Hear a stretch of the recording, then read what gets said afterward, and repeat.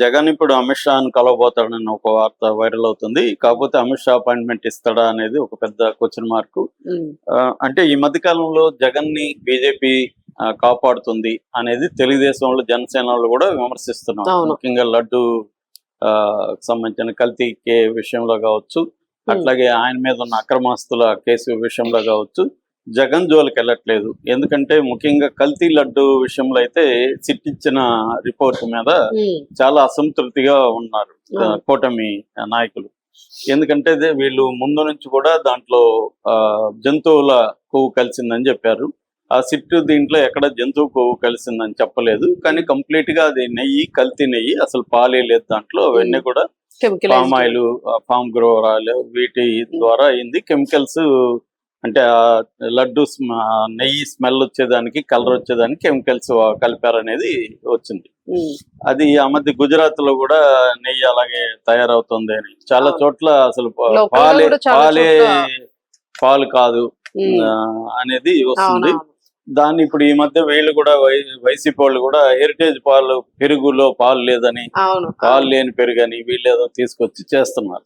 So మొత్తానికైతే అందరూ కూడా షాక్ అయ్యారు. అంటే ప్లే డౌన్ చేసినట్టుగా ఉంది జగన్ ప్రభుత్వంలో కల్తీ అనేది, లడ్డు కల్తీ అనేది. అంటే ఒకటి కల్తీ జరిగింది అంటున్నారు, కానీ దానికి ఎవరికి కూడా చైర్మన్ కి కూడా సంబంధం లేదనే సార్. చైర్మన్ కి కానీ బోర్డుకి కానీ సంబంధం లేదనే సార్. ఓన్లీ డైరీస్, తర్వాత బోలేబాబా డైరీ, ఇట్లాంటి డైరీస్, దాని ఎంప్లాయీస్, టీటీడీలో పనిచేసే కొంతమంది ఎంప్లాయీస్. కొనుగోలు కమిటీకి సంబంధం లేదు, టీటీడీ బోర్డుకి సంబంధం లేదు, చైర్మన్ కి సంబంధం లేదు, ఇంకా జగన్ కి అసలు లేదు అనేది క్లీన్ చిట్ ఇచ్చేసినట్టుగా ఉంది సిట్ లో. అంటే వీళ్ళు ఛార్జ్ షీట్ లోనే అలాగ ఉన్నప్పుడు హైకోర్టులో మాత్రం ఏం తెలుస్తుంది. అందుకని దాని చుట్టూ రాజకీయాలు అనేవి మొదలైనవి. సో ఇది బీజేపీ అసలు ఎందుకు. రెండోది జనసేన, తెలుగుదేశం వాళ్ళు దీని మీద గొడవ చేస్తున్నట్టుగా బీజేపీ వాళ్ళు చేయట్లేదు. మామూలుగా అయితే బీజేపీ వేసే ఇష్యూ కదా, వాళ్ళ పేటెంట్, మతం అంటే వాళ్ళ పేటెంట్, హిందూ మతం అంటే వాళ్ళ పేటెంట్. వాళ్ళు సైలెంట్ గా ఉంటే చంద్రబాబు, పవన్ కళ్యాణ్ అండ్ బ్యాచ్ వాళ్ళే దీని మీద చేయాల్సిన పరిస్థితి ఏర్పడింది. అందువల్ల ఇది క్లియర్ గా బీజేపీ జగన్ కాపాడడానికే చేస్తుంది అనేది అంటున్నారు.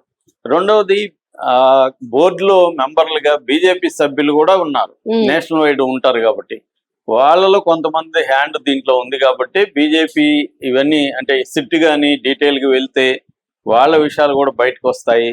రేపు పొద్దున పెద్దవాళ్ళని ఏమన్నా అరెస్ట్ చేసినా, కేసులు పెట్టినా వీళ్ళు అవన్నీ కూడా బయట పెడతారు. అందుకనే లో డౌన్ చేసేసి దాన్ని మెల్లగా ముగిచ్చేద్దాం కేసుని అన్న పద్ధతిలో ఉందనేది కూడా ఒక వాదన వస్తుంది. సో ఈ నేపథ్యంలో ఇప్పుడు జగన్ దీనంతా అడ్వాంటేజ్ గా తీసుకొని రాష్ట్రంలో శాంతి భద్రతలు లేవు అన్న ఒక యాంగిల్లో నేషనల్ లెవెల్లో ప్రొజెక్ట్ చేయడానికి జగన్ ప్లాన్ చేస్తున్నట్టే కనబడుతుంది. ఎందుకంటే ఇటీవల అంబటి రాంబాబు మీద దాడి కానీ, తర్వాత జోగి రమేష్ మీద దాడులు కానీ ఇవన్నీ ఉపయోగపడ్డాయి జగన్ కి. నెక్స్ట్ టార్గెట్ ఆయన ఏమైనా అవుతారేమో అని. ఇప్పుడు జగన్ ఏంటంటే దీన్ని తనకి భద్రత ఇవ్వట్లేదు, తన ప్రాణాలకి హాని తలపెట్టే అవకాశం ఉంది, ప్రమాదం ఉంది అన్న ఒక యాంగిల్లో కేంద్ర హోంశాఖతో సంబంధాలకి వెళ్తున్నారు. ఆల్రెడీ ప్రధాన కార్యదర్శి, వైసీపీ ప్రధాన కార్యదర్శి తలసిల రఘురాం కేంద్ర హోంశాఖకి ఒక లెటర్ పెట్టాడు. ఆ లెటర్ లో ఏముందంటే జగన్ కి భద్రత అనేది బాగా తగ్గించారు. యాక్చువల్ గా Z+ కేటగిరీ భద్రత జగన్ కు ఉంది. మామూలుగా Z+ కేటగిరీ ఫస్ట్ ఏమో ఎక్కువగా ఉండి ప్రధానమంత్రి వాళ్ళకు ఉంటారు, SPG ప్రొటెక్షన్ అంటారు దాన్ని, అంటే స్పెషల్ ప్రొటెక్షన్ గ్రూప్ వాళ్ళు ఇస్తారు.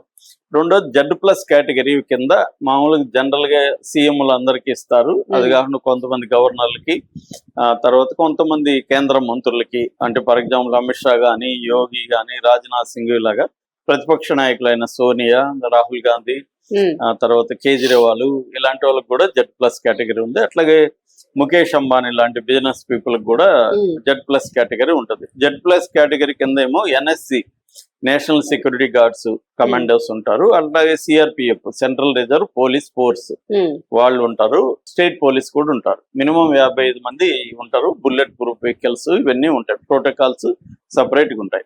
సో జగన్ ఇప్పుడు ఏమంటున్నా అంటే నాకు ప్రోటోకాల్ ప్రకారం ఇవ్వట్లేదు వీళ్ళు అనేది అంటున్నారు.